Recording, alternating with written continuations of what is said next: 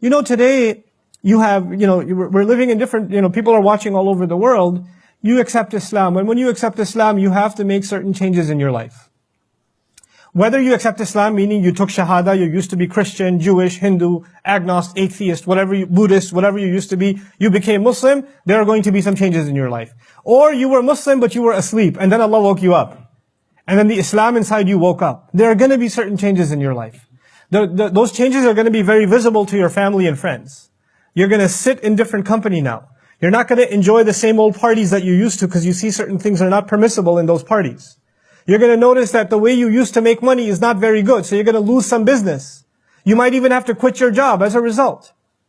There were some associations, friends, affiliations you used to enjoy and they were a regular part of your life, and you've cut yourself out of those associations because those things led to bad to worse to worse to worse. So you're going to become more and more and more isolated when you take your religion seriously at first, because there are certain things your religion doesn't allow you to do. And the people around you have no problem with it. So they'll notice that you've become weird. You've become isolated. You've become cut off. And they're going to call you a fool. And when you try to give them da'wah, or you try to say, hey, you should listen to this. Hey, why don't you come to the masjid with me? They're going to say, no, you want me to be like you? Is that what you want? You want me to be turned into a weirdo extremist like yourself? No thanks. You're going to hear these words from your cousins, your siblings, your family members, your friends. Those are the people that are going to think you're strange. You're an idiot for doing what you're doing. You're way too extreme, man. Just relax. Take a balanced approach like me. Gulp, gulp, gulp. So this problem still exists. It still exists. أَنُؤْمِنُ كَمَا آمَنَ السُّفَهَاءُ. Allah turns around and says, أَلَا إِنَّهُمْ هُمُ السُّفَهَاءُ. You had better realize. You see Allah again? Yani intabihu, pay attention. You better realize, you better not forget. Those people, they and only they, like no other, are the ultimate idiots. They are the ultimate fools. In what sense are those people fools? Now, I told you what they thought of as foolish. They thought of as foolish that you're missing out on life. You made all these sacrifices for what? Jannah is easy, man. You don't have to make all these sacrifices. Be a little bit good in Ramadan, catch the 27th or something, and you'll be fine. But then, on the other side, when Allah calls them fools, He has a different definition of fool, doesn't He? So we have to think about, how does Allah mean fool? And so Al-Kafawi rahimahullah, pondering over what does Allah mean by a fool? Because we know what they meant by a fool. We need to understand what Allah means by a fool. He comments on it like this, and I won't translate first, because it's so poetically written. I'll read the whole thing first, and I'll come back and translate. ظاهر الجهل عديم العقل خفيف اللب ضعيف الرأي رديء الفهم مستخف القدر سريع الذنب حقير النفس مخدوع الشيطان أسير الطغيان دائم العصيان ملازم الكفران لا يبالي بما كان وما يكون أو سوف يكون. Subhanallah. Lahirul Jahl. He's obviously just led by his vile emotions. Whatever comes in his mouth, he says. Whatever he feels like doing, he does. Adimul Aql. He refuses to think. Think about what you're doing. Forget it, man. I don't want to think about it. You think for me. Khafiful lub. No, very light in their ability to ponder and reflect.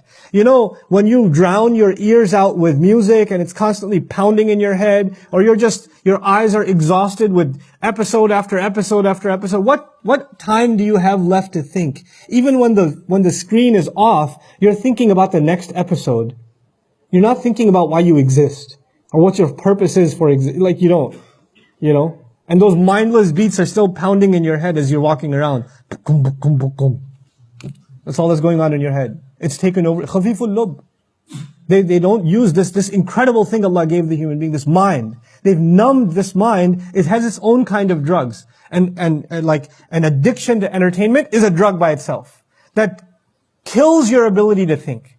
It kills your ability to use your mind for what it should be used for. And it's not just for young people. We have elders in our community addicted to soap operas, or aunties addicted to Pakistani dramas, and, ab kya hoga? Unki shadi hogi ki nahi hogi? Like, they're gonna, they're just drowned in this stuff.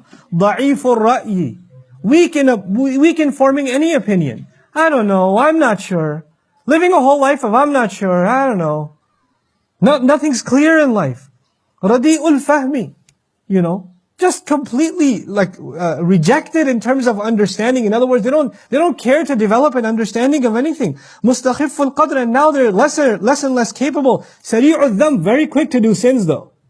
Very quick to do sins. Haqirun nafs. Basically, no dignity, no respect for self. Then no self-respect. Makhdu'u shaitan, completely deceived by shaitan. Asiru tughyan, they've become a prisoner to their own disobediences to God. They are addicted to sinning against Allah. Prisoners to rebellion. Da'imul isyan, constantly sinning. Constantly doing evil. Mulazimul kufran. Completely, the only thing they're committed to is ingratitude. They just can't be grateful. Always entitled for more and more and more. لا يبالي بما كان أو لا ولا بما هو كائن أو سوف يكون. They don't care about what has been, what they've done in the past, what they're doing now, and what they're going to be doing. No care or consideration for consequences. What's a bigger fool than that? إنهم هم السفهاء. Those carefree, completely oblivious people, they are the ultimate fools.